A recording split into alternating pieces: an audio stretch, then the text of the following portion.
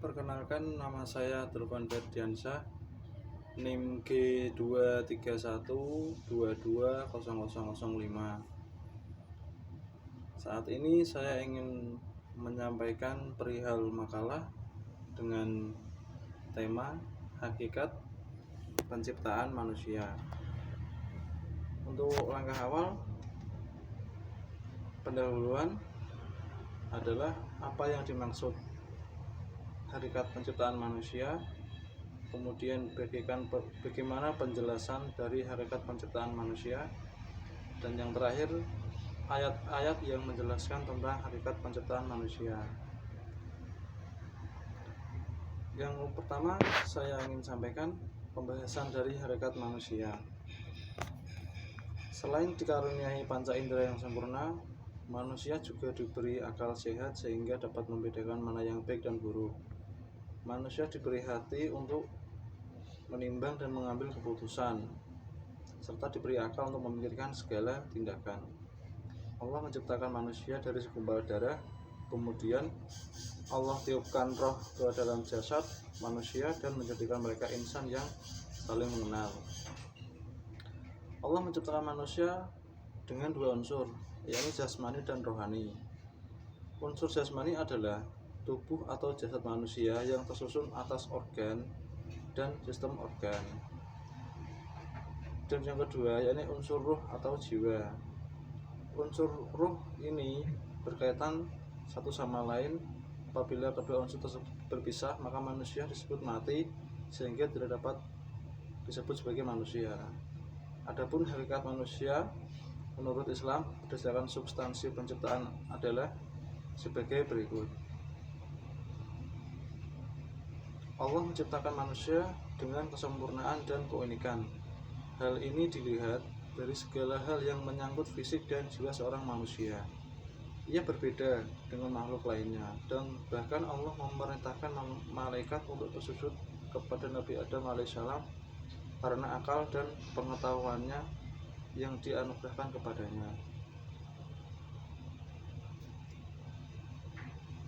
Kemudian saya ingin menyampaikan penjelasan dari hakikat penciptaan manusia.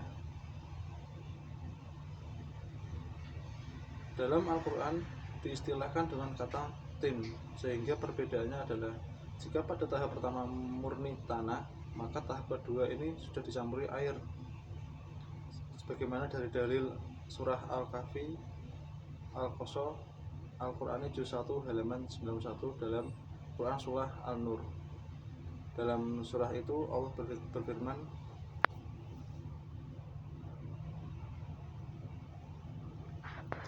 "Tinni min yash'urun khaliq, inni il malaikati rabbuka qalaida."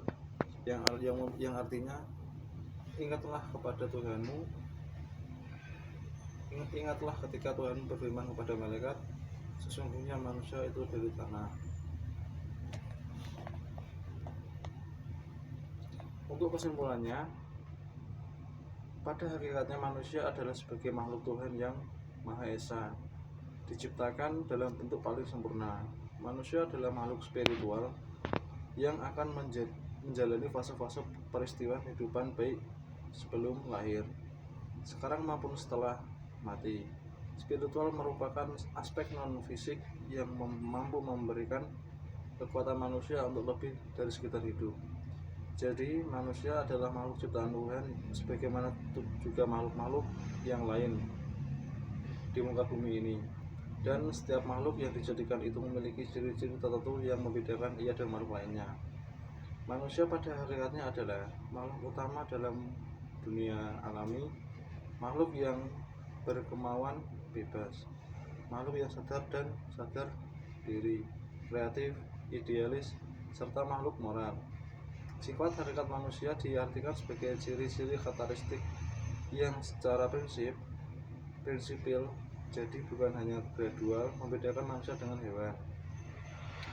Untuk saran, sebagai sivitas akademik dan berpendidikan, sebaiknya mahasiswa memahami pengertian hakikat manusia dan dapat menerapkan hakikat manusia di dunia pendidikan.